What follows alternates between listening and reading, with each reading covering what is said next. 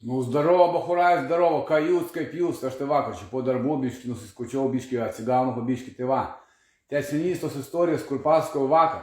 Reiškia, mes vaikštom su Amanda tose vestuvėse, būsime asistentai, kaip ir minėjau, vaikštom, bet aš jaučiu pas mane kažkokią nuojautą, aš senas zuikis, manęs neapgaus, ne zuikis, tas senas vilkas, manęs neapgaus.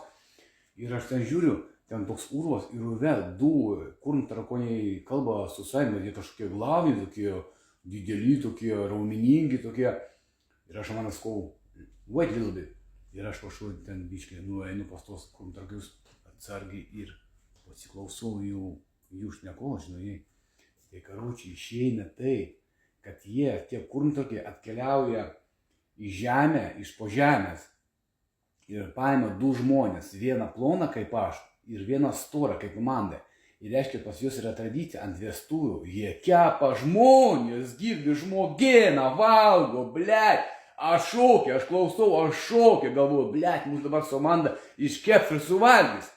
Aš, karoči, patila prie Amandos tos pribėgų, karoči, sakau, tokia situacija, kažkaip mūsų nori suvalgyti, mums reikia kažkaip iš čia dingt. Amanda irgi šokia, stovi, vos neverkia. Aš sakau, nebijok, viskas gerai. O Amanda irgi yra išrinktoji, irgi iš Amerikos, pas ją irgi, karočią, su ją irgi kažkokios istorijos, puola visą laiką, bet Amerikoje gyvena. Aš sakau, Amanda, nebijok, mes kartu su kažką sugalvosim, mes esame išrinktieji, mes pabėgsim.